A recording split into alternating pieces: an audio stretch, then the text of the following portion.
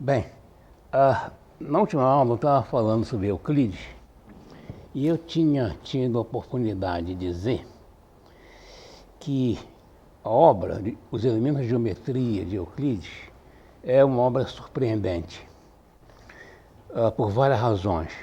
Primeira é que ela é o mais antigo texto de geometria que se conhece. Segundo, é que apesar de ser o mais antigo, ele é surpreendentemente completo. Ele tem tudo de geometria, tudo de aritmética elementar. E tem demonstrações, provas, teoremas rigorosamente feitos, rigorosamente demonstrados. Como, naturalmente, isso não caiu do céu, é claro que houve antes elaborações anteriores, é claro. Inclusive, eu já falei para vocês que há menções de matemáticos anteriores que teriam sido usados por Euclides, ou melhor, cujos resultados teriam sido usados por Euclides na composição da sua obra. Mas, infelizmente, Euclides é muito econômico. Ele não tem nenhuma referência, nem sobre o que os outros fizeram, nem sobre aquilo que ele mesmo fez. De maneira que fica uma situação que nós gostaríamos de ter resolvido olhando obras anteriores, que nós sabemos que existiram, mas que não sobreviveram.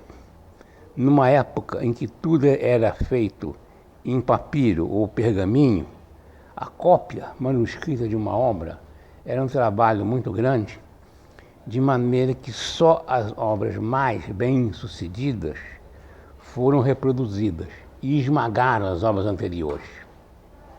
Para isso não há jeito. Como eu já falei, a obra não é perfeita. Olhada do ponto de vista de hoje, ela tem uma série de defeitos. Inclusive, eu já mencionei aqui que a definição não são satisfatórias para o matemático de hoje. Por exemplo, ele vai definir ângulo e diz o seguinte: ângulo é a inclinação entre duas retas que estão no mesmo plano. Bem, naturalmente você poderia perguntar, e o que é inclinação?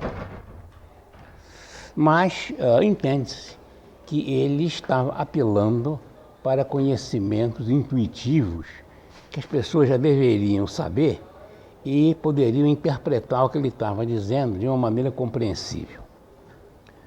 Há uma série de demonstrações que são muito bonitas. Euclides, por exemplo, prova um teorema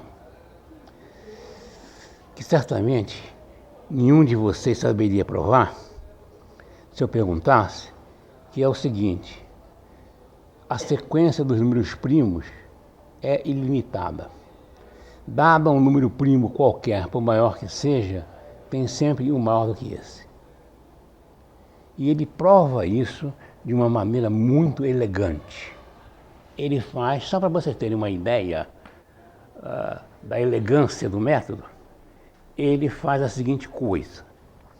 Ele supõe que só existem N números primos. P1, P2, P3, Pn. São N números primos. E ele constrói um número que é o produto de todos os primos que hipoteticamente existem, mais um. E aí então ele prova que se você dividir esse número m por um primo qualquer, digamos, por P2, você tira P2 daqui e fica 1 sobre P2 aqui, donde a divisão de m por todos os primos que existem dá resto 1. Então, chega a ser uma contradição.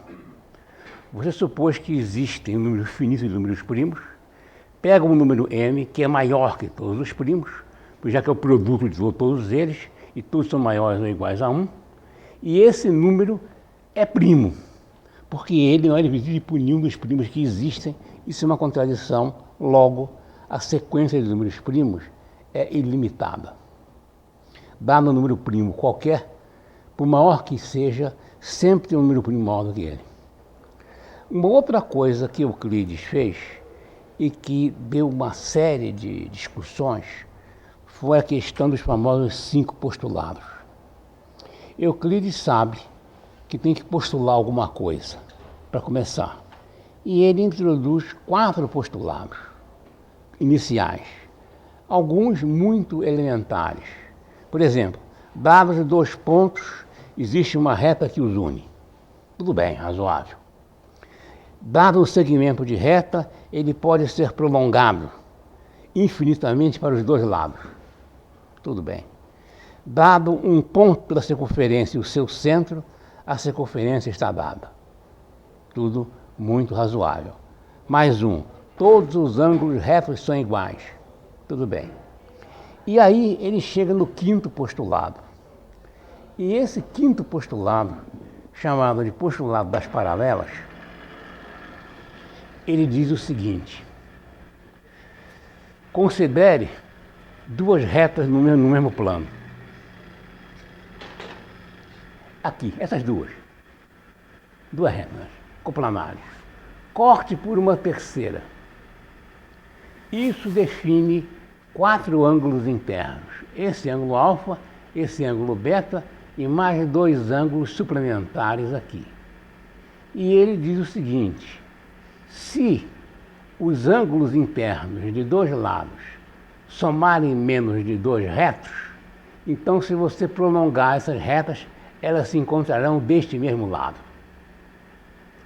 Ou seja, do lado em que esses 2 ângulos tiverem menor soma do que os suplementares, então isso aqui, esta reta prolongada vai se encontrar do lado em que a soma desses 2 ângulos é menor do que do outro lado. Esse postulado, vou contar uma história, pareceu meio suspeito para as pessoas desde a antiguidade.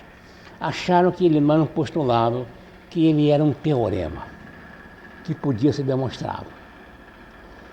E o pessoal gastou um bocado de esforço tentando demonstrar o chamado 5º postulado de Euclides, também chamado de postulado das paralelas.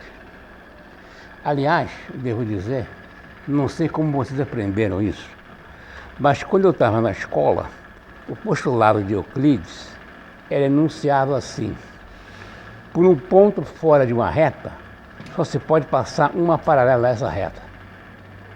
Esse enunciado é equivalente a esse. Ou seja, se vale um, vale o outro e vice-versa. Mas não é a formulação original de Euclides. Muito bem. Houve tentativas de demonstração, todas elas estavam erradas.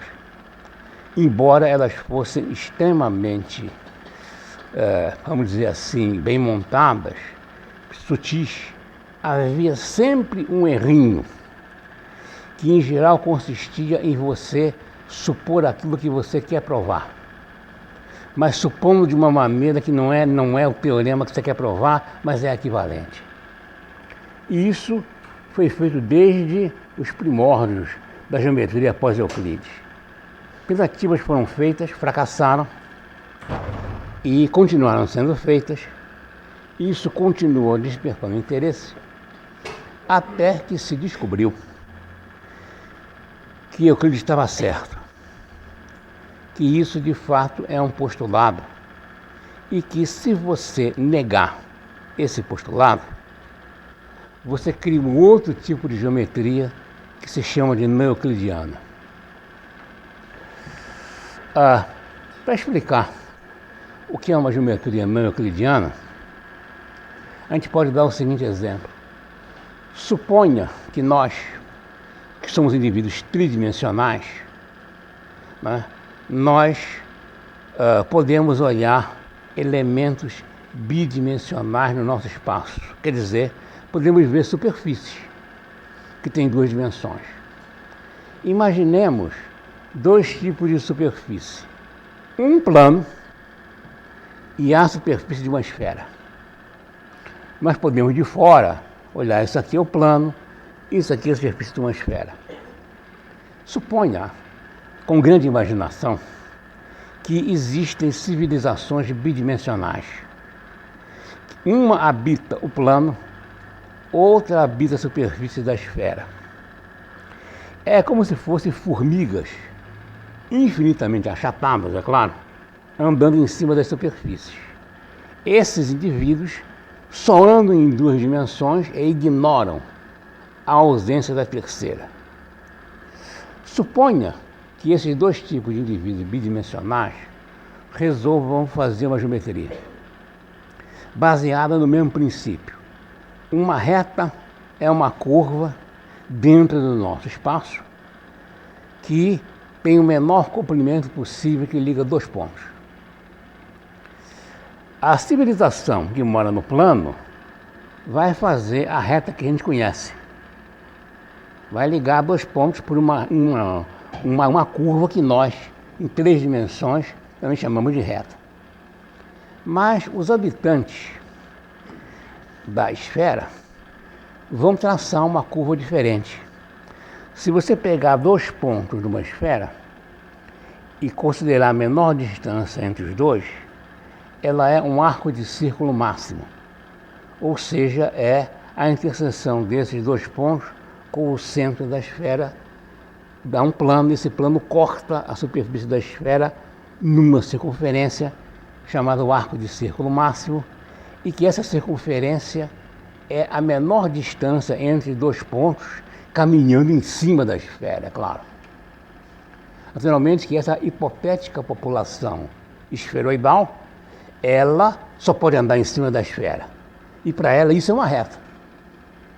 Agora suponha que, por exemplo, os habitantes do plano definem um triângulo. O triângulo é uma figura formada por 3 pontos que não estão em linha reta, ligados por 3 segmentos de reta. Tudo bem. Eles definirão um triângulo como nós conhecemos. Os habitantes da esfera, seguindo a mesma regra, definirão uma coisa que eles chamam de triângulo, que é um triângulo esférico. São 3 pontos da superfície da esfera, ligadas por 3 arcos de círculo máximo. Naturalmente que os habitantes do plano demonstrarão o seguinte teorema: a soma dos ângulos internos de um triângulo é igual a 2 retos. Os da esfera demonstrarão um outro teorema: a soma dos ângulos internos de um triângulo é maior que 2 retos. De fato, se vocês imaginarem uma esfera e imaginarem, por exemplo, para simplificar bem, pega um dos polos da esfera e pega o equador da esfera. Pega esses 3 pontos, um no polo e 2 no equador. O meridiano é um arco de círculo máximo, o outro meridiano é um arco de círculo máximo e o equador é outro arco de círculo máximo. Isso tem um reto, isso tem outro reto e tem mais alguma coisa aqui. Isso dá mais de 2 ângulos retos. E eles demonstrarão mais um teorema, que quanto menor o triângulo, mais se aproxima a soma dos ângulos internos de 2 retos. O que nós entendemos, um triângulo pequeno parece mais com um triângulo chato do plano tangente. Entende-se isso, dá esse resultado. E por aí irão em frente. Por exemplo, pegue uma circunferência. Para os habitantes esferoidais, né, se você pegar o polo de uma esfera e pegar uma circunferência como centro no polo, isso aqui é um paralelo. A circunferência para eles é isso aqui. E o raio é isto aqui do meridiano. Isso é o raio. Logo, o perímetro não é 2πr. É outra coisa. Depende da circunferência. Então, esses indivíduos, honestamente, eles construirão geometrias diferentes. Perfeitamente. Seguindo a mesma definição. Por quê? Porque para nós que estamos de fora, é fácil entender. Um está no plano, o outro está na superfície da esfera. Então, o que um chama de triângulo não é triângulo, é uma coisa curva, é claro. Mas para ele é triângulo. Então vocês vejam que é possível você, morando em superfície diferente, com as mesmas definições, construir geometrias diferentes. Agora você faça mais uma abstração. Suponha que nós, agora, vivemos em 4 dimensões. E podemos olhar espaços de 3 dimensões imersos no nosso universo. Um espaço pode ser um espaço reto e o outro pode ser um espaço curvo. Bem, é difícil imaginar um espaço curvo em 3 dimensões se você não está em 4. Mas se você olha para as 3 e olha para a esfera, você entende o que eu estou querendo dizer. E esses habitantes do tal espaço curvo vão fazer uma geometria que não é o habitante do espaço reto. Ou seja, a geometria que você faz depende da curvatura do seu espaço. Se nós estamos num espaço reto, com 3 eixos triortogonais, então sai a geometria de Euclides, senão sairá uma outra.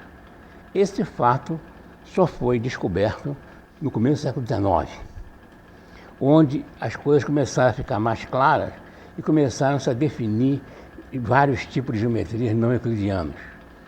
Tem esse tipo de geometria é aquele em que os ângulos do triângulo somam mais de 2 retos. Você pode fazer uma outra em que soma menos, dependendo de como você torce a superfície. Exatamente isso que eu queria dizer. Muito bem. Após Euclides, o próximo nome a ser mencionado é um outro grande matemático, Arquimedes. Arquimedes nasceu em Siracusa, na Sicília. Ele era filho de um astrônomo e parece que ele era até aparentado com a família real que reinava na Sicília. Era amigo do rei da Sicília. Dizem que ele esteve em Alexandria, contam, que ele conheceu o pessoal de lá, correspondeu-se com Eratóstenes, voltou para Sicília e começou a desenvolver a sua atividade. Essa atividade de Arquimedes divide-se em 2 tipos. Uma de matemático puro, ou cientista puro, outra de engenheiro. Ele era as 2 coisas. Por exemplo, conta-se, quem conta isso é o grande orador latino Cícero, que esteve na Sicília, ele foi administrador na Sicília. Ele conta que viu uma construção de Arquimedes que era uma espécie de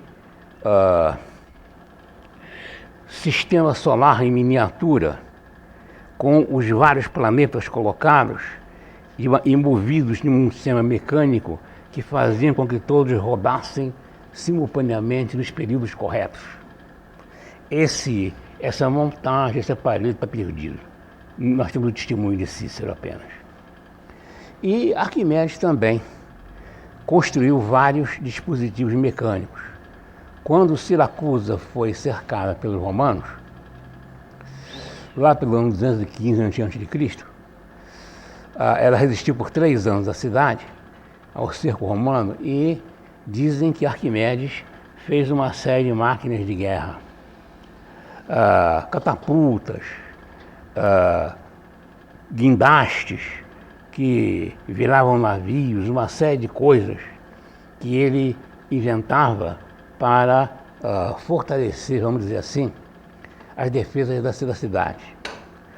Dizem os antigos que Arquimedes não gostava de ser engenheiro. Ele era engenheiro porque a situação exigia, mas que o gosto dele mesmo era matemática. Pode ser. Pode ser que sim, pode ser que não. Pode ser que isso também seja uma das maneiras que as pessoas têm de elogiar os antigos, dizendo que eles eram cientistas perfeitos e que detestavam os trabalhos manuais. Não se sabe. Pode ser verdade, pode ser que sim, que não. Uma coisa é mencionada e famosa, que tanto polêmica deu, que é uma história segundo a qual Arquimedes teria incendiado a frota romana, concentrando a luz de espelhos côncavos, de maneira a você produzir um foco de calor e incendiar o navio. Essa história está sujeita a várias objeções. A primeira é que naquela época nenhum espelho côncavo grande seria possível ser feito. O mais que podia ser feito era usar uma série de espelhos planos, simulando um espelho côncavo. Segundo, não é fácil incendiar um navio. Porque se você vai incendiar um navio feito de pau, de tábua, assim que você começa a pegar fogo, qualquer marinheiro pode pegar um balde d'água e jogar em cima. Água que não falta no oceano. Outra coisa, para você incendiar uma tábua, por exemplo, usando esse sistema, você tem que focalizar, concentrar a luz do sol num ponto bem determinado. Os navios não ficam parados, eles sacodem nas ondas para lá e para cá. Não é fácil fazer isso. Dizem outros que ele incendiou as velas do navio. É duvidoso isso, porque para incendiar um navio tem que estar perto. E um navio perto da cidade vai ser movido a remo e não vai ser movido a vela, que é impraticável, obviamente. De maneira que, por tudo que se sabe, ou isso é uma invenção, ou isso é um aumento muito grande de alguma coisa que ele fez, mas não foi bem isso. O que é reforçado pelo fato de que essa história só apareceu uns séculos depois da morte de Arquimedes. Nenhum dos cronistas anteriores menciona esse fato. Muito bem. Vocês sabem que a realização mais famosa de Arquimedes é o chamado princípio de Arquimedes. Conta o escritor latino Vitrúvio, que é uma pessoa que se pode confiar, que essa descoberta foi motivada pelo problema da coroa do rei de Siracusa. A história que ele conta é a seguinte: o rei de Siracusa mandou um ourives fazer uma coroa de ouro para ele. E ele deu um certo peso de ouro para ele fundir a coroa. Muito bem. E ele deu a coroa. E literalmente o rei pesou a coroa para ver se estava do peso do ouro que ele deu. Estava. Mas ele desconfiou da cor. Achou que tinha ali uma liga de prata misturada com ouro. E perguntou para o Arquimedes: como é que eu posso saber se isso aqui é ouro puro ou não? Bem, naquela época, obviamente, não havia química. Não havia análise química, não tinha nada disso. E conta Vitrúvio, que Arquimedes estava preocupado com o problema, e quando ele estava tomando banho, naquela época havia banhos públicos, né? Tinha grandes termas, palácios, onde havia piscinas, onde as pessoas tomavam banho juntamente. E que ele estava tomando banho quando ele atinou com a solução, e que se ele teria saído correndo nu na rua, gritando eureka, que quer dizer descobri. Bem, o que ele descobriu não é muito claro. Ou ele pode fazer várias coisas. A mais simples é a seguinte: você pega a coroa e pega uma massa de ouro igual. Pega um vaso cheio até a boca, mergulha a coroa e vê quanto água transborda. Pega a massa de ouro de mesmo peso, mergulha e vê quanto transborda. Se a quantidade não for iguais, é que a densidade é diferente e aquilo não é ouro puro. Ou ele pode ter feito uma outra coisa, mais próxima do seu princípio. Ele pode ter pesado a massa de ouro e a coroa, verificado que os pesos são iguais e depois pesado dentro d'água. Como o volume, o impulso depende do volume, os pesos ficam diferentes dentro da água. Esse é um princípio famoso, descoberto no terceiro século a.C., e que ainda foi muito discutido até a época de Galileu. Até na época de Galileu discutia-se o princípio de Arquimedes através de uma série de experiências incorretamente interpretadas. Mas isso não veio ao caso. Bem, Arquimedes é famoso, ele escreveu 17 obras, das quais 10 sobreviveram. Mas sabemos que foram 17 porque há menção de escritores que referem-se a obras que não existem mais. Entre os resultados de Arquimedes, famosos, que estão contidos nessas obras, nós podemos citar vários. Por exemplo, o famoso cálculo do número π, né? Arquimedes dá para o número π um valor máximo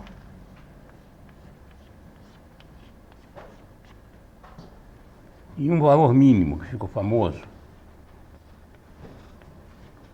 que π está entre 3,1070 e 3,1071.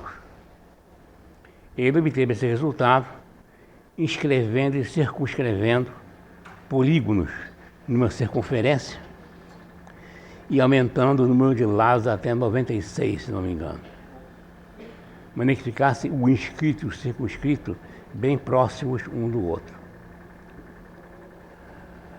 Outra questão importante de Arquimedes, que está nessa figura aqui, é que ele pediu que essa figura que está aqui, que é uma esfera inscrita num cilindro,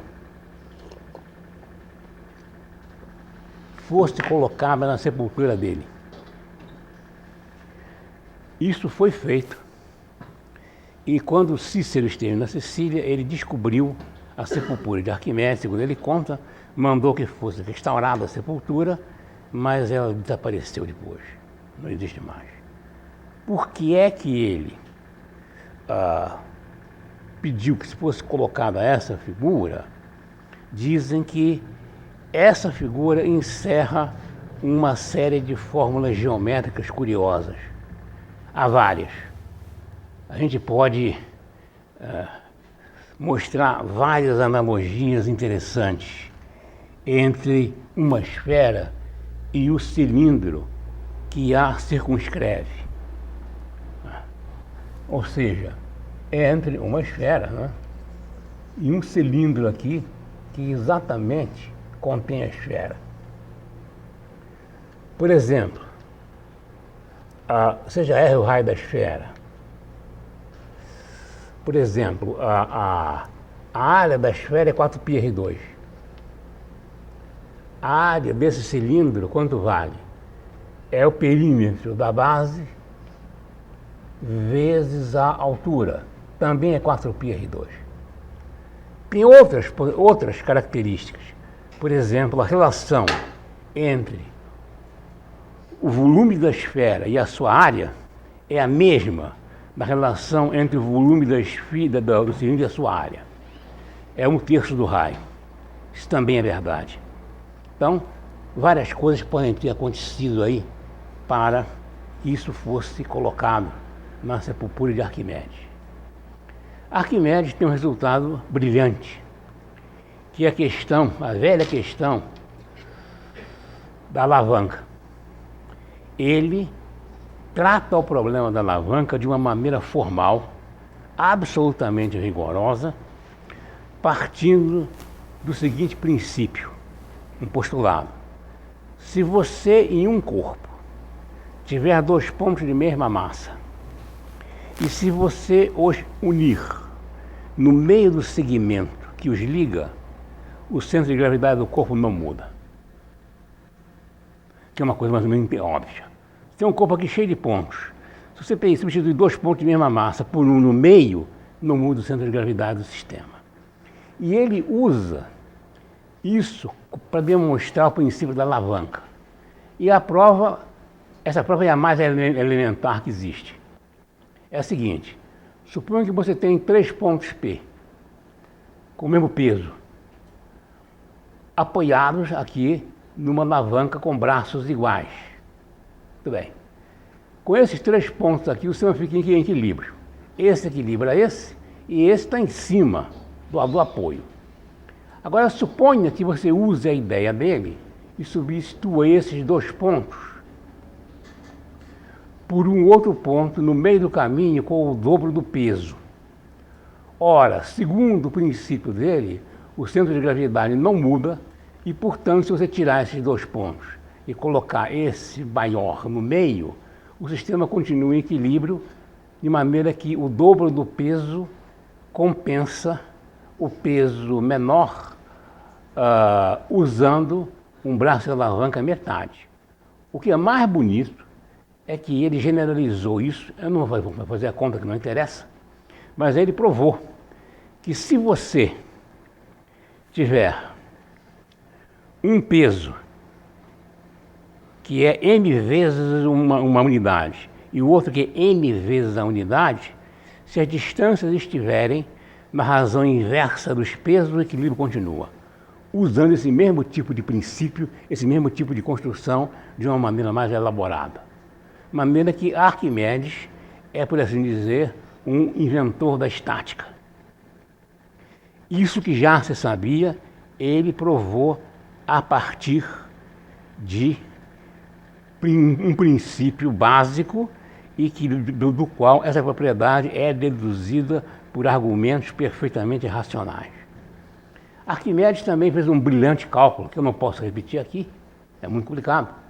Ele fez a quadratura dessa parábola.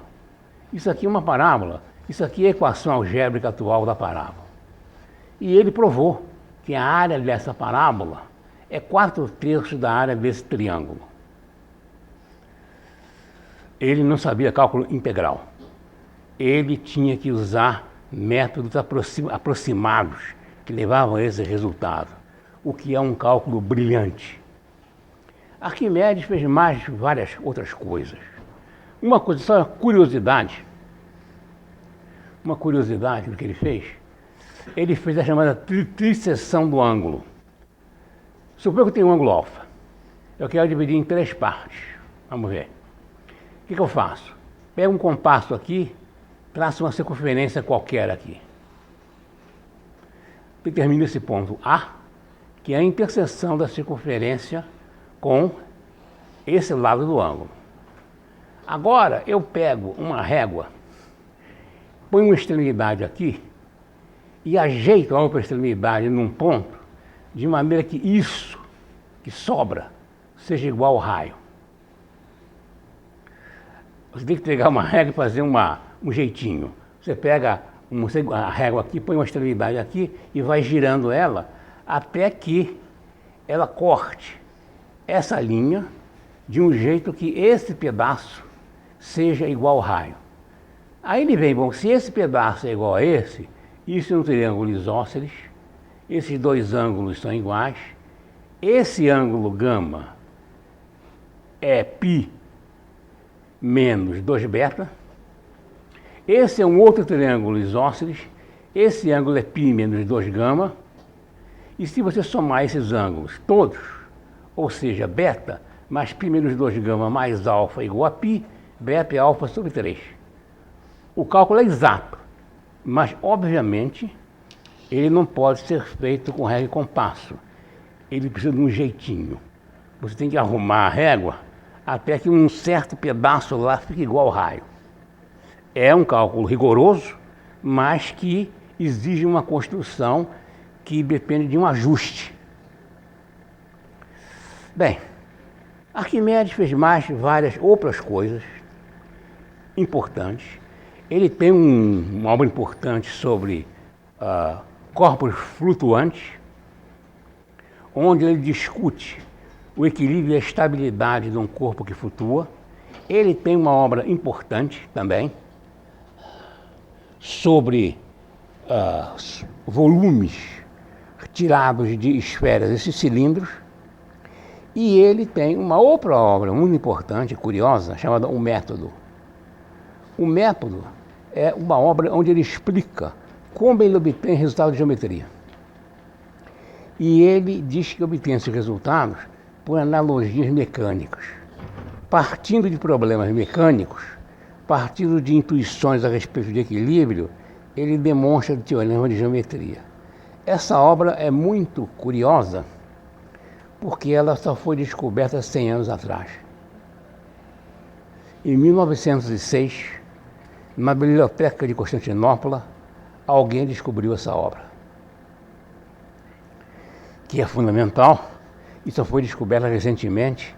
Eu não sei se foi descoberto um manuscrito ou um palimpsesto, não sei. Você sabe o que é um palimpsesto? Se não sabe, eu explico. É fácil. Naquela época, escrever era uma coisa difícil, não tinha material para escrita. Ou você usava papiro, que é tirado da folha de uma planta do Egito, ou você usava couro de carneiro, jovem. Você pegava o couro, tratava o couro e daquele couro fino você escrevia nele. Isso é um sistema caro. De maneira que ocorre às vezes que você escrevia uma coisa num pergaminho, que era o nome que era dado a isso, e você depois queria usar ele de novo e você raspava a tinta e escrevia por cima. Isso se chama um palimpsesto, porque é possível, com métodos modernos, você reconstruir o que estava antes. Pequenos resíduos de tintas, tratados como a iluminação ultravioleta, você consegue ler aquilo que tinha sido apagado. E várias obras foram recuperadas assim. Não sei se essa de Arquimedes foi por esse processo ou se o pergaminho realmente existiu antes. Bem, após a época de Arquimedes, outras pessoas, várias outras, se destacam no domínio da matemática. E, naturalmente, vou me limitar a contar a história sobre os matemáticos mais importantes apenas, é claro. O próximo que eu preciso falar, não posso deixar de mencionar, é Apolônio. Apolônio é um matemático que viveu no 3º século a.C. As datas são meio duvidosas, eu acho que 3º século a.C. está bom. Ele foi estudar em Alexandria, era jovem, foi estudar com os seguidores de Euclides. Ele é posterior a Euclides, nasceu depois que Euclides morreu, possivelmente, e ele andou pela Ásia e andou, inclusive, na cidade de Pérgamo. Pérgamo é uma importante cidade da Ásia, tinha a 2ª maior biblioteca da antiguidade, a maior era de Alexandria. Pérgamo era a 2ª. Inclusive, Pérgamo é a origem da palavra pergaminho, porque era um grande centro de comercialização dessas peles de ovelha. Então, a palavra pergaminho vem daí. Apolônio deixou várias obras, 2 sobreviveram. Uma não é muito importante, quer dizer, é um teorema muito bonito, mas não é importante. Eu não preciso nem mencionar ela aqui. A outra é muito importante, que é o Tratado de Cônicas. Acontece a mesma coisa que aconteceu com Euclides. É o primeiro tratado de cônicas que sobreviveu e ele é incrivelmente completo, tem tudo. Quer dizer, a gente sabe que Euclides escreveu um tratado de cônicas que está perdido, outros indivíduos escrevendo sobre isso, perdidos, e o que sobrou foi o de Apolônio. E sobrou porque ele era possivelmente o mais importante, o mais completo, então todo mundo deixou de copiar os outros e pegou aquele que tinha tudo. Essa obra, ela existe até hoje de uma maneira fragmentada. As 4 primeiras partes existem no manuscrito grego. As 3 partes seguintes existem no manuscrito árabe. O original grego se perdeu, mas tem a tradução em árabe. E a 8ª parte não se achou nunca mais. A obra de Apolônio é formidável porque ela trata as cônicas com uma formidável generalidade. Deixa eu contar a história para vocês. Quando as cônicas foram introduzidas, e eu mencionei o nome de Meneque no ano 350 a.C., as cônicas eram obtidas da maneira seguinte: pegue um cone reto, quer dizer, a base circular, o vértice está na perpendicular à base, pegue alfa, a abertura desse ângulo, corte esse cone por um plano perpendicular à giratriz. Então, se esse alfa for reto, é uma parábola. Se ele for agudo, é uma elipse. Se ele for obtuso, é uma hipérbole. Apolônio fez coisas incríveis. Primeira coisa que ele mostrou é que você pode usar um cone só para obter as 3 curvas, bastando que você mude a inclinação. Se a inclinação for tal que isso cortar as 2 diretrizes, é elipse. Se for paralela, é parábola. E se cortar uma só, é hipérbole.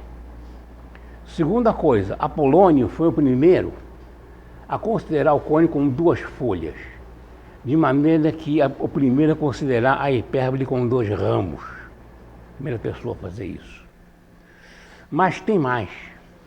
Ele mostrou que se você pegar um cone oblíquo, quer dizer, pega a circunferência, pegue um vértice fora da perpendicular e pegue um cone oblíquo, se você interceptar de qualquer jeito, você obtém os mesmos 3 tipos de curva: parábola, hipérbole ou elipse. E ele fez mais. Ele inventou os nomes. Parábola, hipérbole e elipse eram nomes que não existiam. Ninguém tinha pensado nesses nomes. E ele é que criou. E a definição para parábola, hipérbole ou elipse é a seguinte: seja aqui a curva, seja aqui o vértice da curva. Eu estou escrevendo em linguagem moderna. Seja aqui esses 2 eixos. Se o quadrado, pega um ponto qualquer da curva, se o quadrado dessa ordenada for menor que o produto da abscissa pela corda que passa pelo foco, é elipse. Se for igual é parábola, se for maior é hipérbole. Quer dizer, você pegue um ponto qualquer, pegue o quadrado disso e compara com o produto disto com esse tamanho da corda que cruza o foco. Você então tem 3 tipos de curva e ele batizou de elipse, hipérbole e parábola porque hipérbole, em grego, está ligado a excesso, elipse a falta e parábola a igualdade. São 3 coisas e daí vieram esses 3 nomes. Mas ele fez muito mais ainda.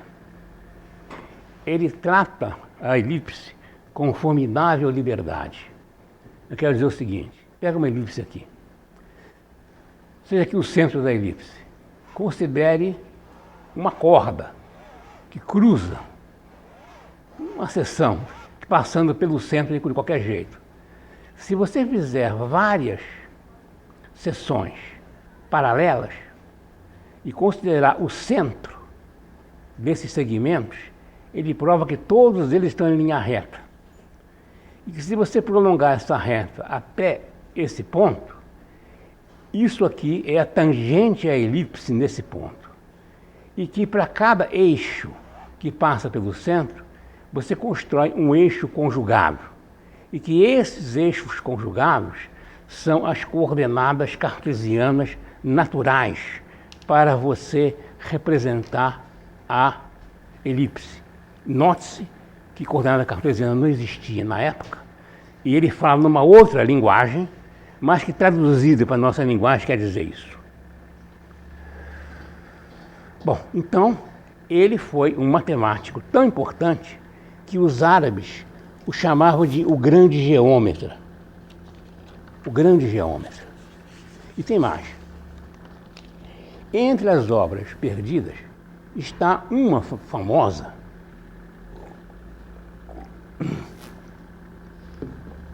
que contém o famoso problema de Apolônio. É um problema terrível e que pode ser mais ou menos descrito da maneira seguinte, para vocês verem a complexidade que as coisas eram tratadas na época. Você considera 3 coisas: ponto, reta, circunferência. Pegue 3 pontos, pegue 3 retas, pegue 3 circunferências. E agora, o problema é o seguinte: resolva os seguintes problemas. Trace uma nova circunferência que passe pelo ponto, tangencie a reta e tangencie a outra circunferência da maneira seguinte. Considere com 3 pontos. Ache uma circunferência que passa por 3 pontos. Essa aí todo mundo sabe. E Euclides já resolveu isso. Isso é circunscrever um triângulo. Ache uma circunferência que tangencie 3 retas. Também resolvido por Euclides. Isso é o círculo inscrito num triângulo. E agora considere todos os casos mistos. Ache uma circunferência que passa por 2 pontos e tangencia uma reta. Ou que tangencia 2 retas e passa por um ponto. Ou que tangencie 3 retas. Ou que tangencie uma reta e 2 circunferências. Ou que tangencie 2 circunferências e uma reta. Tudo. Escolha desses 3 grupos 3 elementos arbitrários. Pode ser 3 pontos, 3 retas, 3 circunferências, 1 ponto e 2 retas, 2 circunferências e 1 ponto, e tem essa circunferência que passa pelo ponto, tangencia a reta e outra circunferência. E um caso mais difícil é o caso das 3 circunferências. Dadas as 3 circunferências, ache uma circunferência que tangencia as 3. Durante muito tempo, esse problema de Apolônio, acharam que ele não tinha resolvido. Ficou em suspenso, na verdade ele resolveu. Mas os dados da época não eram bem conhecidos. E matemáticos importantes atacaram esse problema. Um deles foi o grande matemático francês François Viette, do século XVI, que resolveu esse problema de Apolônio. E o outro foi nada menos que Isaac Newton, que era um grande leitor de Apolônio. Claro, ele está tratando de cônicas no problema da gravitação, elipse, parábola e hipérbole. Então ele estudou Apolônio a fundo. E ele resolveu esse problema. E, então, o coroamento da matemática da tradição grega, ela tem 2 polos. Euclides, dos elementos, e Apolônio no seu tratado de cônicas. Mas a coisa não para por aí. Há ainda o problema da aritmética. Como eu falei aqui, os gregos tinham uma aritmética geométrica. Todos os problemas de aritmética eram transplantados por alguma analogia geométrica que correspondia a esse tipo de problema. A partir de um certo momento, os gregos não abandonaram, mas usaram o outro método, que é um método simbólico que hoje se chama de álgebra. O introdutor disso foi um indivíduo chamado Diofante. Diofante viveu já depois de Cristo, alguns séculos depois, poucos. E ele escreveu uma aritmética. Essa aritmética de Diofante tem como principal característica o fato de não usar geometria nenhuma. Ele trabalha como trabalhamos nós no nível de álgebra. Ele resolve os problemas por manipulações algébricas. É um livro difícil de ler, porque a nomenclatura que ele usa é dificílima para nós. Por exemplo, a incógnita, ele chama de aritmos, que quer dizer número, e a palavra aritmética vem daí. E ele chama a incógnita. Agora, nós, naturalmente, já aprendemos que é muito melhor escrever a incógnita como x, e quando tiver quadrado, cubo ou quarta potência, escrever x2, x3, x4, x5. O Diofante usa um símbolo para cada potência, o que não ajuda, obviamente, as coisas. E nós escrevemos x a menos 1 para 1 sobre x, x a menos 2 para 1 sobre x2. Diofante usa um símbolo para cada inverso, o que sobrecarrega enormemente a notação. Também é importante notar que ele também escreve os números como um número, mas na notação grega, onde os números são dados pelas letras do alfabeto grego. De maneira que você pega uma fórmula de Diofante e você não entende nada. Bom, ele não usa o sinal de soma, porque se você encostou dois números, significa que soma. Mas usa o sinal de subtração.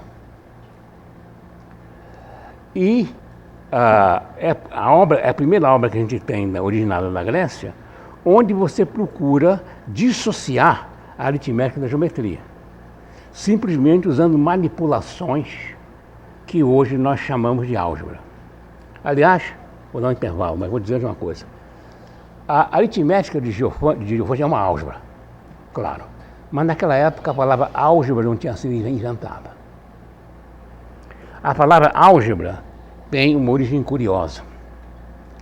Quando as obras islâmicas chegaram na Europa, lá pelo século XIII, ou traduções em árabe de obras gregas chegaram na Europa, tinha uma aritmética árabe, e de um jeito chamado alcarisme. Essa aritmética é elementar, mas ela tem uma série de coisas muito curiosas, porque ela está escrita nos números hindus, que nós chamamos de arábicos hoje. E o alcarismo diz mesmo que esses números vieram da Índia. Então aparece na Europa a primeira obra, vamos dizer assim, escrita em algarismos arábicos. E nessa obra ele define uma série de manipulações. Por exemplo, considere, por exemplo, uma coisa assim, que a gente tanto usa. Vamos lá, AX mais BY mais é igual a CZ. Pronto. Então o que a gente faz? Você pode subtrair BY dos dois lados e escrever AX é igual a CZ menos BY. Essa operação era descrita pelos árabes com a palavra restauração. Você entende restauração? Você tira a coisa de um membro e aparece no outro. E essa palavra restauração era escrita assim, dizem. E como não havia equivalente em latim, esse algebra virou álgebra. Tantas vezes isso é usado que passou a chamar aquilo de álgebra, não é? Tirando de uma expressão árabe que não existia equivalente em língua latina. Muito bem, gente, vamos lá. Eu esqueci de falar uma coisa interessante. Foi bom dar um intervalo porque eu me lembrei. Há uma coisa curiosa com Apolônio, muito curiosa. É o seguinte, é que ele deixou uma obra perdida chamada Os Espelhos que Queimam, que pelo nome você percebe o que quer dizer. Consiste em você usar um espelho para você acender fogo. E acredita-se que nesta obra esteja a famosa propriedade focal da parábola. A parábola é uma curva que tem uma propriedade especial.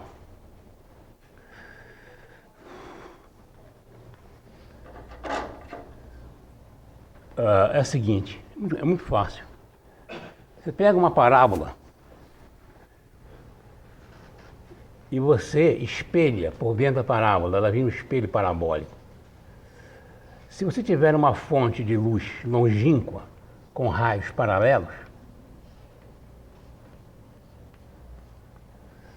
e se você orientar o eixo da parábola na direção da luz, todos os raios que se refletem aqui passam pelo foco da parábola exatamente. Ou seja, você consegue uma concentração de luz exata num ponto só. Aliás, não é por outra razão que as antenas são chamadas de parabólicas, porque elas são parábolas mesmo. Porque são feitas para isso, para você apontar para uma fonte distante, um satélite artificial e de comunicação, e você orienta o eixo do paraboloide, no caso não é uma parábola de revolução paraboloide, você orienta o eixo da direção do satélite e você coloca o captador exatamente no foco, que isso dá a máxima concentração possível de energia. Eu digo que isso é curioso, Porque Apolônio menciona os focos de passagem e ele não menciona uma propriedade que é considerada clássica das cônicas, que não aparece na obra dele, que é a famosa propriedade foco-diretriz. Uma cônica qualquer pode ser definida de uma maneira única, sem falar em você cortar nenhum cone, da maneira seguinte. Você pega uma curva, uma reta chamada diretriz e um ponto chamado foco, do lado de fora. E você considera uma curva tal que a distância de um ponto qualquer à diretriz e ponto qualquer ao foco, chamar aqui de D1, D2, em que D1, D2 é o mesmo para todos os pontos. Constante. Se for 1 é parábola, menor que 1, é elipse maior que 1, é hipérbole. Então você tem uma definição de cônica que é muito usada em mecânica quando se estuda os problemas de mecânica celeste, né? E ela não aparece na obra de Apolônio. Aí vem a pergunta, será que essa propriedade estava no famoso 8ª parte que se perdeu? Incógnita. Isso aí não se sabe. Não se sabe. Aliás, por falar nessas coisas que eu disse de Arquimedes, quando eu era estudante, o curso de mecânica, teóricos, tinha um nome, uma disciplina, mecânica racional. Naturalmente, isso causava uma pergunta, será que tem alguma mecânica irracional? Não deve ter.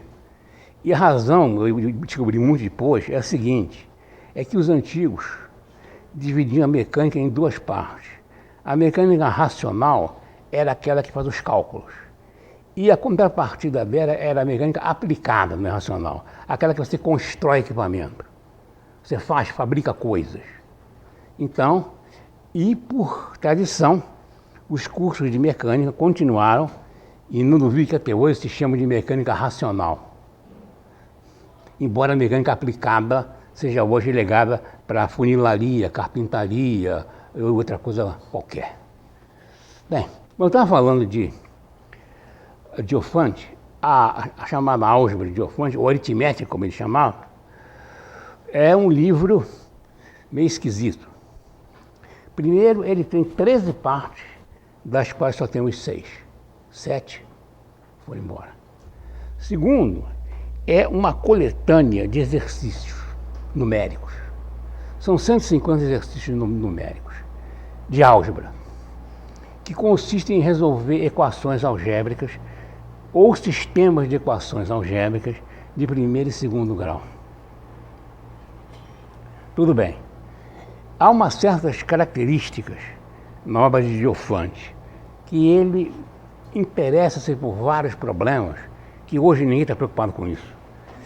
Onde você tem equações indeterminadas, quer dizer que admitem uma infinidade de soluções, e você procura perguntar qual deve ser o valor de um certo termo para que a solução seja inteira ou racional. Hoje ninguém está preocupado com isso mais, mas naquela época o Diofante se preocupava com isso. Por exemplo,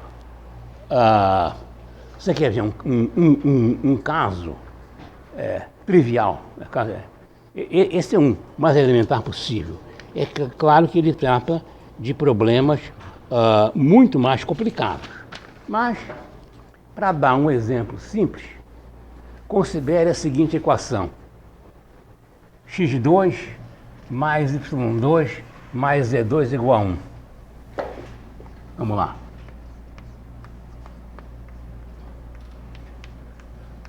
Bom, é claro que isso aqui é uma equação algébrica, tem uma equação com 3 incógnitas. Mas nem que isso tem uma infinidade de soluções.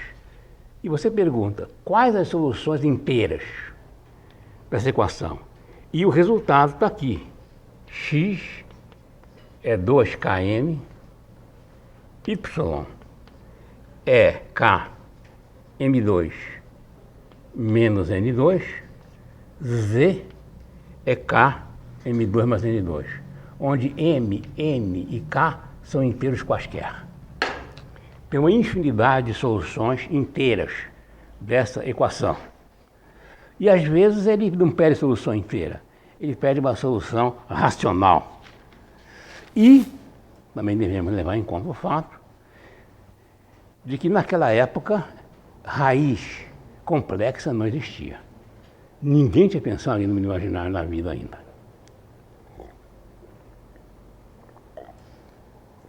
Tem mais. Raiz negativa não existia. De maneira que para Diofante a equação 2x mais 4 não tem solução. Porque a solução é negativo não, ninguém está considerando isso. Mesmo quando a equação tem duas soluções, no caso do segundo grau, ele só dá uma. É uma álgebra incipiente ainda, em termos de começo. Ele está começando a discutir o problema da álgebra e também devemos dar o desconto que tem 7 partes que estão perdidas. Não sabe o que ele faz no resto. Não se pode dizer nada. Existe uma curiosidade sobre a vida de Diofante, sobre a qual se conhece muito pouco. Aliás, isso não é um problema de Diofante, não. Conhece muito pouco de muita gente daquela época, que é o chamado epitáfio de Diofante. O epitáfio de Diofante é um problema de aritmética, ou de álgebra, se quiserem, que aparece numa coleção de problemas bem posterior à sua morte. E é um problema cuja solução é a idade com que ele morreu. Eu acho que eu anotei aqui até como é o raio do problema. É assim. Naturalmente, ele é escrito em linguagem poética. Eu vou ler simplesmente a matemática. Ele passou 1/6 da sua vida na infância, 1/12 na adolescência, mais 1/7 até se casar. Passaram 5 anos até que nascesse um filho. Esse filho viveu a metade da idade do pai. E 4 anos depois do filho morrer, morreu Diofante. Isso é uma equação de primeiro grau com uma incógnita, que o resultado é 84. Se isso for verdade, ele teria morrido com 84 anos. Se isso é epitáfio, não foi bem escolhido. Diofante não tratava de equações de primeiro grau sozinho, nunca. Mas não se sabe. Então, segundo essa história, segundo a tradição, ele teria morrido com 84 anos em algum século depois de Cristo. Bem, além desse importante passo dado por Diofante em introduzir uma aritmética que realmente parece com a nossa aritmética, devemos notar que ele, curiosamente, só usa uma incógnita, mesmo quando o problema tem várias incógnitas. E ele faz das tripas coração, para dizer a verdade, para se livrar das demais incógnitas. Eu vou dar um exemplo de um problema que ele propõe. Ele propõe o seguinte problema: achar 2 números. Peraí, um momentinho só. Assim, achar 2 números. A soma dos dois é 20. E a soma dos quadrados é 208. Então, você escreveria hoje x mais y igual a 20. Não é? x2 mais y2 igual a 208. Ele escreve assim, o x, ele escreve assim, em vez de escrever x mais y igual a 20, ele escreve assim, os números, a idade são 10 mais x e 10 menos x. De maneira que a soma já dá 20. Ou seja, ele elimina mentalmente uma das variáveis. Seria muito mais fácil que ele definisse uma outra letra para outra variável, mas ele nunca faz isso. Ele sempre faz alguma alguma peripécia mental para você reduzir a uma variável só.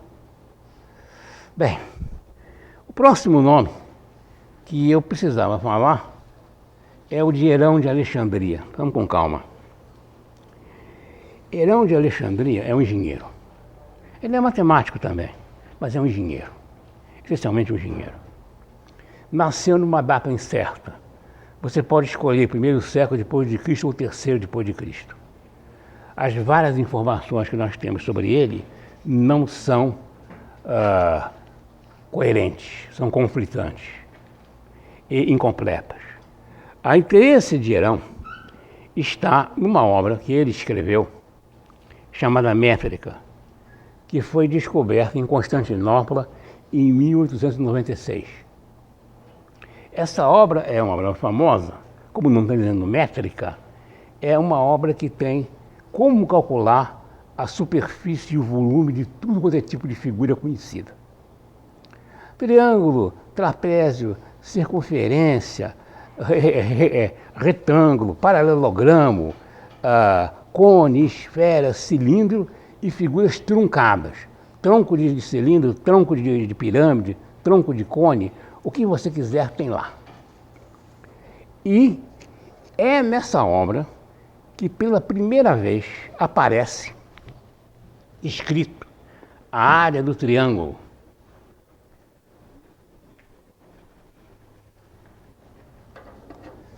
Na fórmula famosa, a superfície é raiz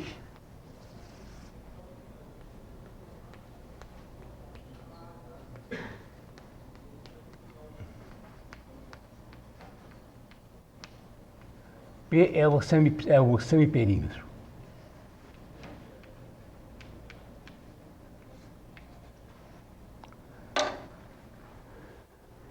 Dizem os árabes, os comentaristas árabes, que esse resultado é mais antigo e era conhecido de Arquimedes. Não podemos dizer nada. Simplesmente não sabemos. O que é muito interessante em Herão, duas coisas. A primeira é que essa obra não é uma obra como a de Apolônio ou de Euclides, onde existe um cuidado e um rigor matemático para fazer demonstrações perfeitas. Ele se contenta, às vezes, com números aproximados e chega a dar resultados geométricos em forma aproximada de uma fração. Por exemplo, tem um resultado geométrico dele, que eu tive o cuidado de copiar, que é o seguinte. Ele quer calcular a relação entre a área do hexágono regular e o quadrado do lado. Esse resultado é 3 raiz de 3 sobre 2, que é 2,598.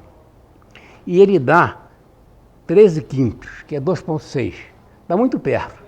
Mas nenhum Apolônio ou nenhum Euclides faria isso. Eles escreveriam 3 raiz de 3 sobre 2. Mas, como Herão era um engenheiro, ele é um homem preocupado em dados práticos, experimentais, sem se preocupar muito com demonstrações precisas e exatas. Inclusive, a prova disso é que ele gasta um bocado de tempo explicando como é que se calcula a raiz quadrada de um número qualquer por meio de um processo de aproximações sucessivas, em que você pode aproximar cada vez mais. Ele está preocupado com números, com contas, quanto vai dar, aquilo que você vai usar. Uma parte particularmente importante de Herão é a pneumática. Herão é uma pessoa que se preocupou com dispositivos para produzir, vamos dizer assim, trabalho mecânico por meio de calor. Coisa que na época já começava a ser conhecida. Você, através de vapor d'água ou ar comprimido, você arrumar dispositivos para você produzir movimentos. Eu posso dar exemplos. Por exemplo, Herão arrumou a primeira máquina a vapor que se conhece. A máquina a vapor de Geran é muito simples. Você pega uma caldeira esférica, bota água dentro e ferve. Muito fácil.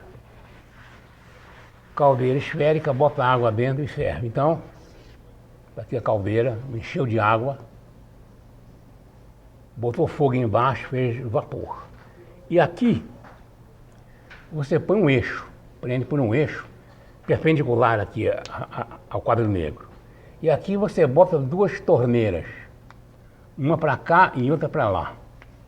A saída do vapor aqui e a saída do vapor aqui produzem um momento que faz a caldeira girar.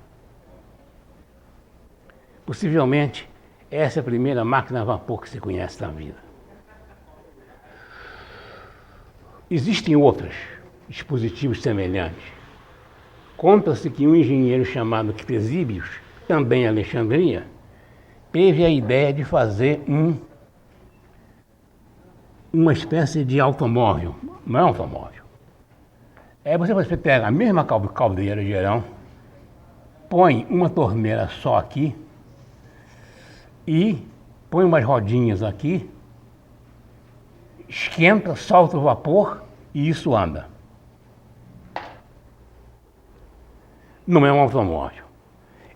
Ou então, outra coisa que Geran fez, um sistema muito bonito e elegante para você usar nos templos.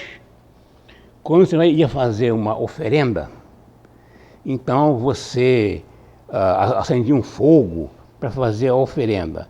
E ele desenha um sistema que quando o fogo fica quente, ele esquenta o ar e as portas do templo se abrem automaticamente. Um grande efeito cênico, certamente, mágico. Mas, infelizmente, esses dispositivos alexandrinos não passaram do estágio de curiosidade. Nunca foram usados para nenhum propósito industrial ou comercial. Eram muito primitivos ainda. Você imagina que uma caldeira ambulante dessa, numa estrada da época, seria um desastre para você andar. Isso aí apenas são investigações científicas. Mas há uma série de experiências mencionadas por Geran que são interessantes.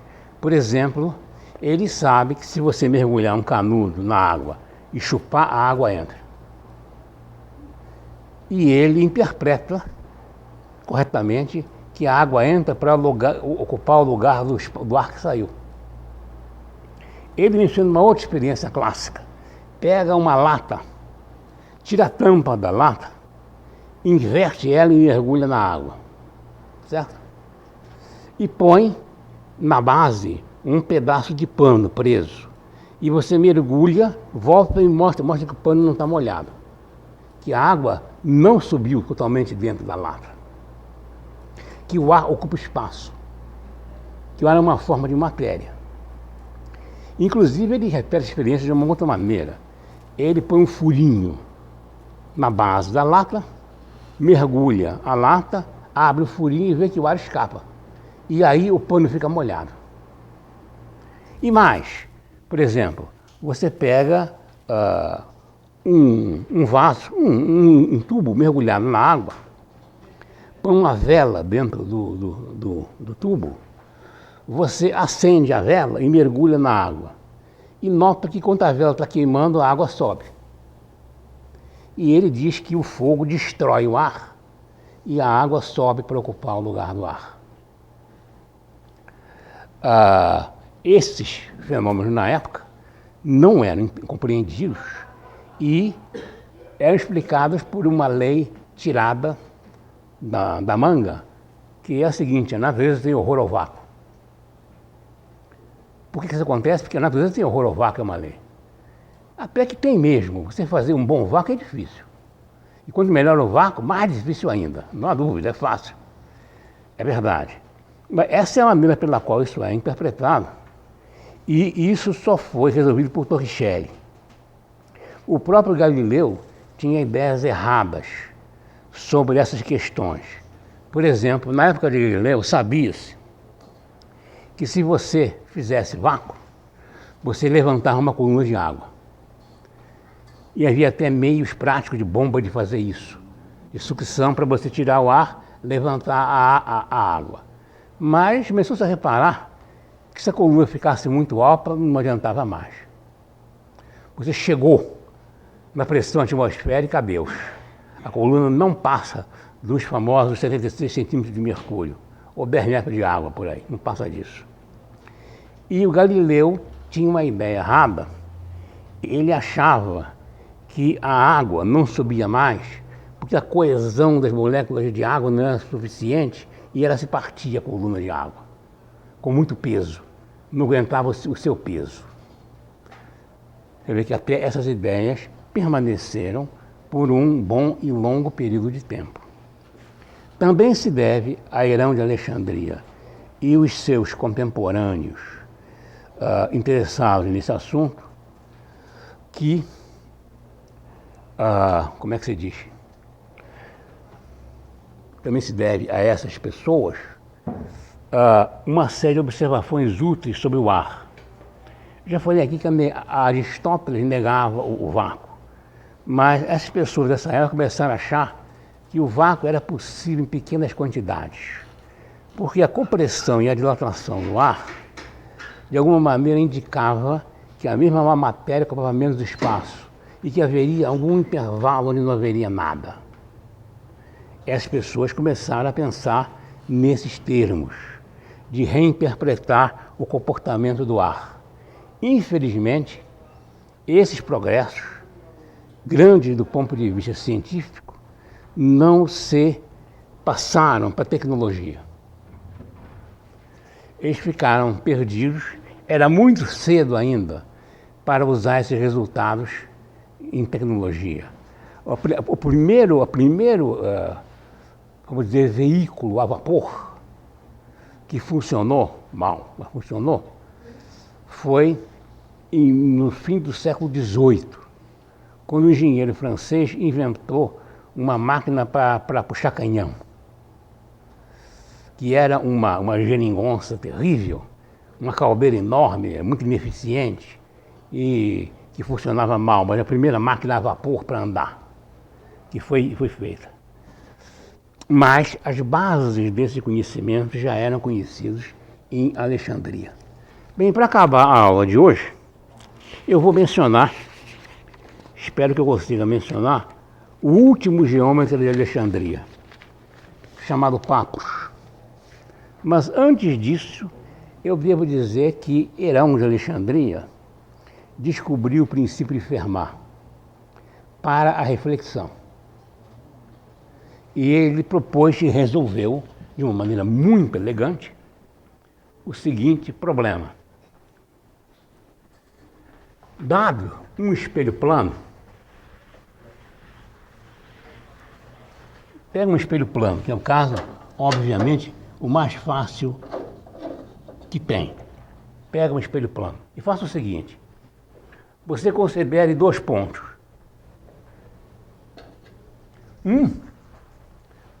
Os dois do mesmo lado do espelho. Então está aqui um espelho. Vamos desenhar aqui. O espelho. Tem um ponto A aqui, tem um ponto B aqui. E você pergunta, em que ponto C do espelho o raio luminoso deve bater para que ele vá de A e atinja B?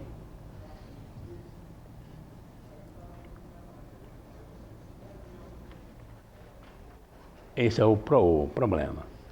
E ele resolve da maneira seguinte. Ele prolonga isso aqui até um ponto simétrico, B'. B' simétrico de B. E ele diz assim, se você prolongar isso até esse ponto, o ponto C é essa interseção aqui. E ele prova que essa interseção aqui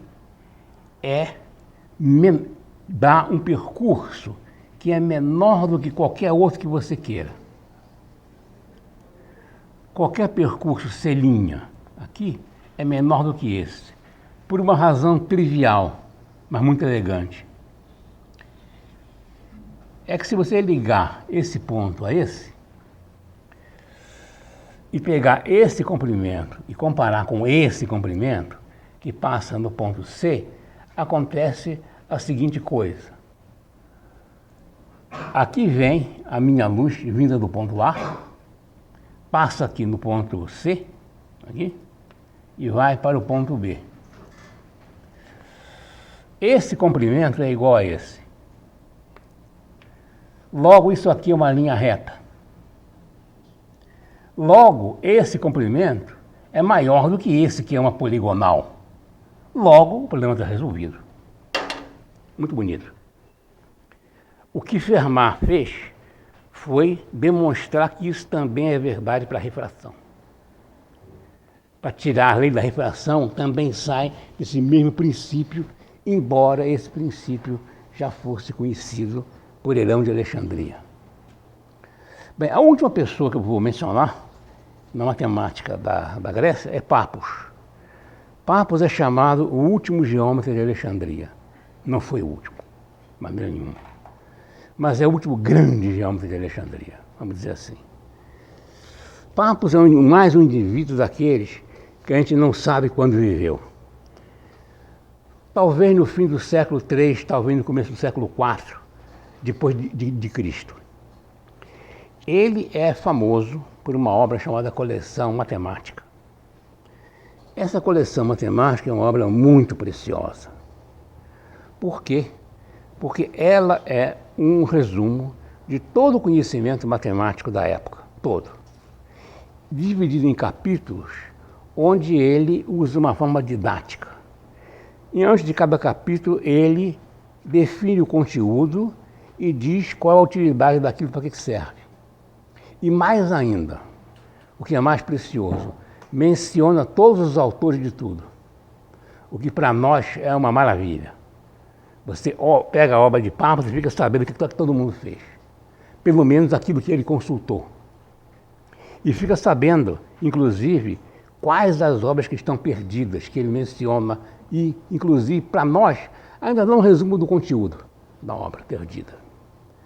E, além disso, ele demonstra ser um geômetra extremamente competente, muito conhecedor de tudo e também um indivíduo imaginativo, um indivíduo criador.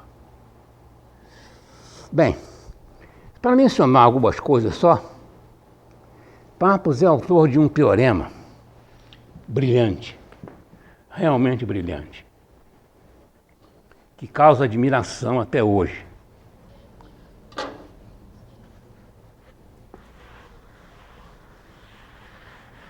Que é o seguinte: se você tem duas retas, quaisquer, e marca pontos A, B, C, nessa ordem, quaisquer, marca pontos A', B', C', nesta ordem.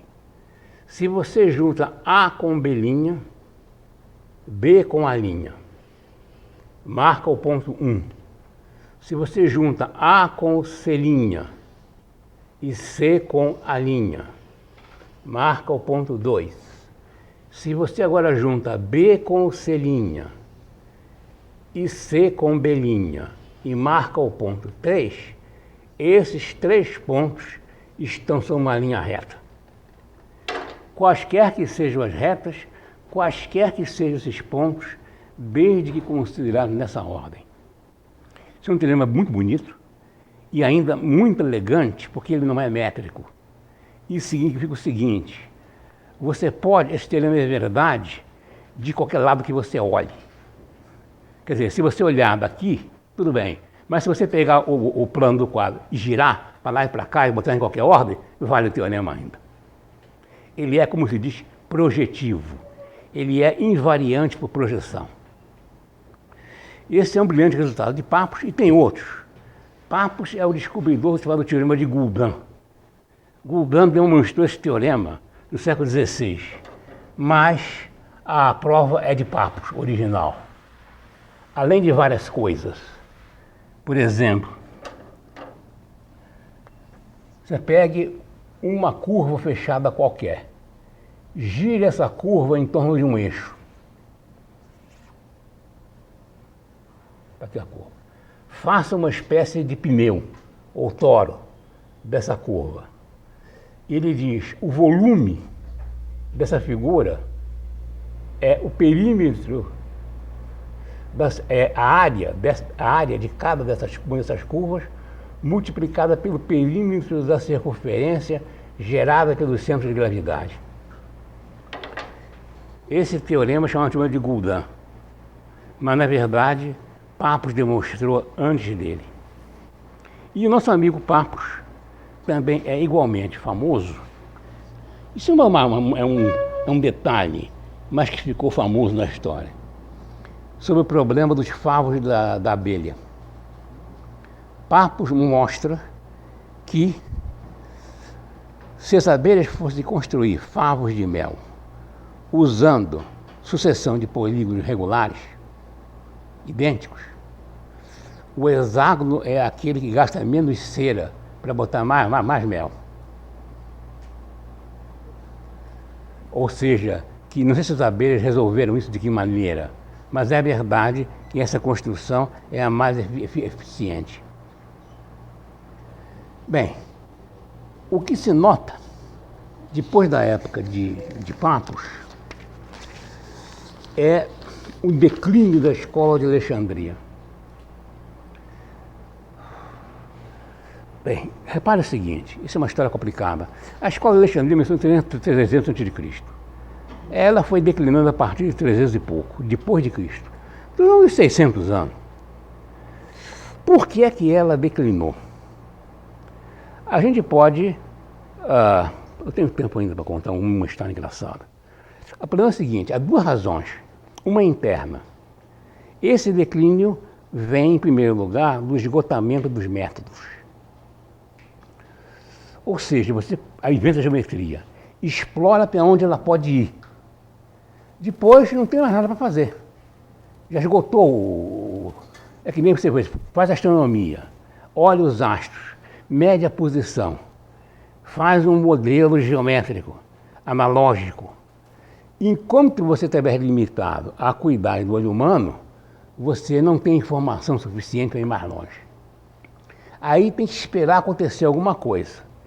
Tem que esperar acontecer a descoberta da unidade astronômica, tem que esperar acontecer a descoberta do cálculo diferencial integral, ou da geometria analítica, para você andar para frente. Enquanto isso não vem, enquanto esse salto não é dado, então você tende a simplesmente paralisar o conhecimento.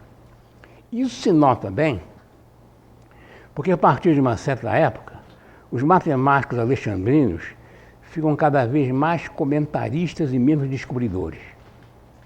Há matemáticos competentes, sem dúvida nenhuma, que são muito mais comentaristas. Eles comentam a obra de Euclides, comentam a obra de Apolônio, eles comentam todo mundo. Falam de tudo, apresentam uma série de coisas, fazem uma série de revisões, apresentam formas didáticas, mas criam pouco, porque está ficando difícil criar. É como aconteceu com o século XIX. No século XIX, a mecânica clássica chegou ao seu fim. Não anda mais. E, para andar mais e descobrir mais coisa, é preciso ir mais à frente com uma teoria mais ampla e mais geral. Enquanto ela não vem, você para tudo. Você pode perguntar, e quando é que a nova teoria vem? Aí é uma coisa que eu não sei responder. Por que é que o telescópio ou a luz astronômica foi usada só na época de Galileu para olhar o céu? Lentes eram conhecidas antes? Eram. Por que é que só no século XVII alguém resolveu arrumar um sistema de lentes para fazer uma luneta? Não sei. Por que é que teve que esperar até a época de Newton para aparecer o cálculo diferencial integral até o século XVII? Por que alguém não descobriu antes? Eu não sei. Essas coisas acontecem. E a gente sabe que a escola de Alexandria foi realmente diminuindo de produtividade, esgotando o que podia. Existe um outro fator externo, esse é um fator interno, que é muito citado e tem que ser discutido com calma e imparcialidade. que é o problema do aparecimento do cristianismo. Os primeiros pais da literatura cristã, a chamada patrística, sei lá, Santo Agostinho, Orígenes, São Basílio, etc., que escreveram sobre o começo da era cristã, naturalmente que eles refletiam as crenças típicas da época. Para os cristãos primitivos, a volta de Jesus Cristo era logo ali. Compreende? O Apocalipse está para acontecer logo depois, está próximo do fim do mundo. De maneira que a preocupação era com a salvação da alma, com a conversão dos gentios, tá certo? Ninguém vai se preocupar com a ciência. Inclusive a ciência tinha a suspeição porque ela tinha sido construída na época do paganismo. De maneira que é muito natural que os primeiros pais da igreja sejam apologistas, quer dizer, eles fazem apologia da religião cristã. Eles falam das vantagens da religião cristã, da superioridade da religião cristã em relação aos pagãos. Eles têm que fazer propaganda da religião, para falar claramente. E, naturalmente, alguns cometem exageros, é claro. Por exemplo, a ideia de que todo conhecimento importante veio dos profetas do Velho Testamento e que os filósofos teriam se apropriado desse conhecimento, que é um absurdo total. Inclusive, alguns, Lactância, por exemplo, é um caso de um teólogo, que defende a Terra plana e diz que a esfericidade da Terra, ou a possível existência dos antípodas, é uma burrice do paganismo. É claro que isso não pode existir. Outra coisa também era uma tendência natural para ler a Bíblia de uma maneira literal, não de uma maneira alegórica. De maneira que tudo está escrito lá daquele jeito, tem que ser assim. Então, vou dar um exemplo. No Gênesis, está dito lá no começo do Gênesis, que Deus, quando fez o mundo, Ele separou as águas de cima e de baixo do firmamento. Então, começa a dizer, onde estão essas águas acima do firmamento? Tem alguma esfera de Aristóteles? Tem uma esfera de água? Essa esfera é transparente, é de gelo, é de quê?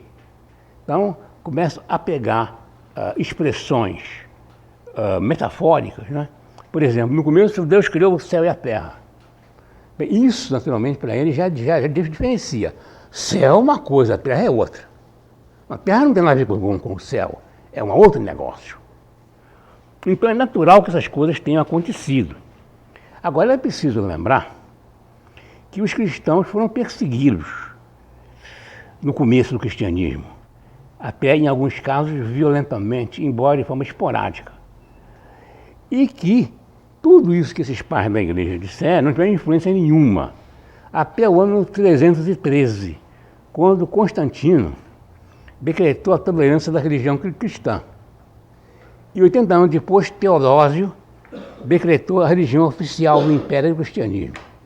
Até essa época, esses pais da igreja, o que eles disseram, não tiveram influência nenhuma na ciência. Era uma comunidade minoritária, perseguida, periférica, simplesmente. Quer dizer, não tem sentido você dizer que esses pais da igreja atrapalharam a ciência. Ninguém se interessou pelo que eles diziam. Inclusive, não há nenhum autor medieval que se conheça que diga que a Terra não é esférica. De maneira que Lactância disse isso, ninguém leu. Aliás, Copérnico mesmo, escrevendo para o Papa, na dedicatória da sua obra, diz que Lactância era um grande teólogo, mas que escreveu uma porção de bobagem. Não tem Papa na língua, de maneira nenhuma. É claro que essas coisas existiram. Agora, existem outros fatores. Houve guerra, não é? O famoso imperador Augusto derrotou Marco Antônio, tomou o Egito, incendiou parte da cidade, estragou a biblioteca. E depois que os árabes tomaram Alexandria, cortou-se completamente a comunicação desse conhecimento com o resto do Império Romano. E naturalmente, depois eu falarei nisso, teria vontade de falar, leva algum tempo para que estes árabes, numa expansão militar enorme, que eles se deem ao trabalho de entrar em contato com as civilizações locais e começar a traduzir para o árabe essas obras gregas. Entre os árabes também havia pessoas cultas, inteligentes, intelectuais, que começaram a se interessar por aquilo que existia e a fazer tradução. De maneira que muitas obras gregas foram salvas através de traduções árabes. Mas isso demora tempo. Entre você passar para a expansão religiosa fundamentalista para uma época posterior, mais calma, em que você começa a se interessar pela cultura dos povos dominados, leva aí uns 300 anos. E, naturalmente, que a Europa ficou afastada desse conhecimento e isso causou a Idade Média. A Idade Média é um produto dessa estagnação do conhecimento alexandrino e é um produto da invasão islâmica e é, como eu ainda falarei na próxima aula, um produto da peculiaridade da civilização romana. Os romanos tinham uma civilização muito peculiar. Eles tinham literatura, tinham escritores, Horácio, Ovídio, Virgílio, Cícero, Sêneca, tinham escritores importantes, tinham teatrólogos como Plauto, e tinham o outro extremo do conhecimento, tecnologia. Os romanos eram muito bons em arquitetura, em fazer o Coliseu, em aquedutos formidáveis, em pontes, em estradas e em tecnologia militar. O exército romano tinha uma seção de engenharia muito bem equipada. Sabiam fazer catapultas de vários tipos, sabiam fazer arcos e para propelir flechas grandes, tinham domínio da engenharia, da construção de cercas, de muros, de trincheiras, etc. Isso certamente valeu para a expansão militar de Roma. Agora, entre essa parte artística e essa tecnologia aplicada, não havia nada. Roma não tem uma pessoa que se possa chamar de cientista criativo. Em toda a civilização romana, não aparece em Roma uma pessoa que você diga esse cara é um cientista que inventou coisa. Nada.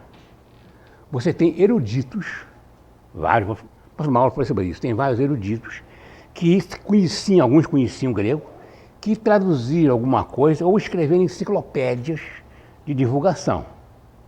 Mas nenhum deles era um cientista criativo. E nenhum deles era uma pessoa que entendesse os detalhes matemáticos das obras gregas. Eles eram eruditos, enciclopedistas. E essa situação que existia em Roma, quando o poder romano caiu, Roma perdeu as colônias, perdeu os impostos, perdeu os tributos, perdeu o poder político, então ficou uma situação terrível. Um império reduzido a uma península romana, ou pouca coisa a mais, sem ciência nenhuma. E isso é o começo da Idade Média. A Idade Média não começou porque os medievalistas eram burros ou ignorantes. Era porque eles partiram do zero novamente, onde eles se encontravam. E, naturalmente, os bárbaros que invadiam Roma não tinham cultura científica nenhuma. Não é por aí que fosse ajudar. Então, foi ter que recriar tudo de novo.